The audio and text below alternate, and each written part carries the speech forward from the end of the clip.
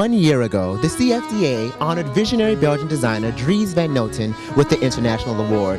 And today, the Couture Council of New York City is following suit by honoring Dries van Noten with the Couture Council Award for the Artistry of Fashion. I'm Zadrian Smith for WFIT, giving you the coverage from Cipriani here in New York City, where today, honorary designer Dries van Noten is being honored in front of his peers of the fashion industry. So what New York party is complete without fashionista Rosemary Ponzo? Rosemary, now we are here tonight. They are honoring Dries van Noten with the Couture Council Award for the Artistry of Fashion. Now, do you think that he is well deserving of this award? Because, you know, this award is still very new. There's only been 3 previous winners, and now he's going to be the 4th in that lineup. I really believe he's been overdue for any awards. This man has a wonderful following. However, a lot of people don't know his line, and hopefully this award will bring him more into the spotlight. Now, you guys have selected to give this award, the Couture Council Award for the Artistry of Fashion, to Dries van Noten. Tell us just a little bit about how you go about choosing the designer that you guys are going to honor with such a great, honor.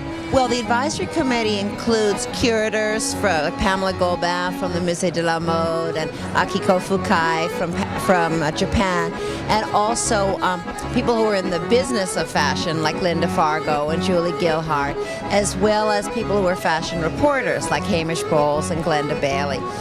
And we all bat around the idea of who we feel has been really contributing to the artistry of fashion. Not just that year, it's not who's the best designer this year, but rather who throughout their career has really contributed to making fashion seen as being, in a sense, like an art. And so, of course, Dries is someone who has always been known for that and who has been going from strength to strength. I think after Saint Laurent, he's really the greatest colorist of fashion, and also someone who's immensely skilled with patterns and with surface decoration. Getting the award last year was a very important thing for me because Valerie, I love Valerie, and Valerie is someone that I admire greatly, and I know her eye, I know how she looks at things, and being honored by the Couture Council I thought was a stamp of approval. And then for Dries, I mean, who more deserving? He also has an amazing body of work.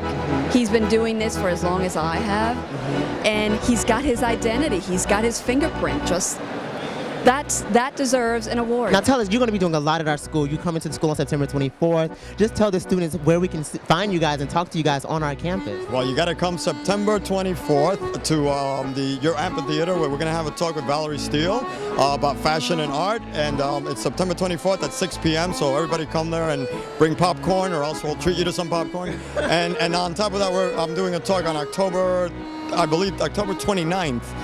It's about fashion and literature because I did the covers for Wuthering Heights, Pride and Prejudice, and The Scarlet Letter. So I'll be doing more. Yeah. What don't you guys do? You know what? That's the gift of being an artist. We get to do animated films. We get to do ceramic tiles. We get to do fashion shows. We get to do plays, theater sets, and costumes for the ballet. So basically, when you're an artist, you have the freedom to do what you want, which is the beauty of life, right? I'm here with visionary designer Dries van Noten. Now I want to talk to you. Last year you were honored by the CFDA with the International Award. This year you're being honored by the Couture Council. How do you feel when you get all these great successes, almost as stamps of approval that what you're doing is just great? I'm very honored, I'm very happy with this award, especially because it also comes from people, not only from the industry. It's given by a lot of people who just love fashion. And that, of course, that's really very flattering for me.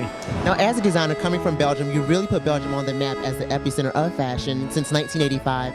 How have you grown over the years, as a designer, in your creations? Have you been able to stay true to your initial vision when you first debuted your first collection in London? I'm already designing for such a long time, and I think I always do the things with my heart. Being independent, of course, it gives me also the possibility of designing really what I want. And in that way it gives, of course, like a creative freedom, which maybe, unfortunately, other designers don't always have. For me, the process is the most important thing. And when the ends become bigger than the process, or the ends become the means in itself, then I think you lose sight of what's important in fashion.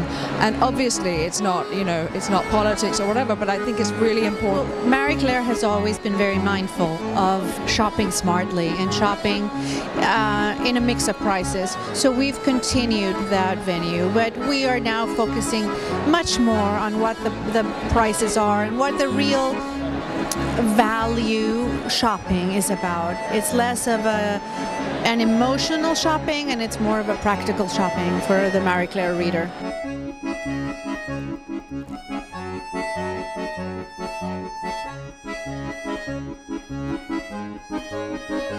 Thank you.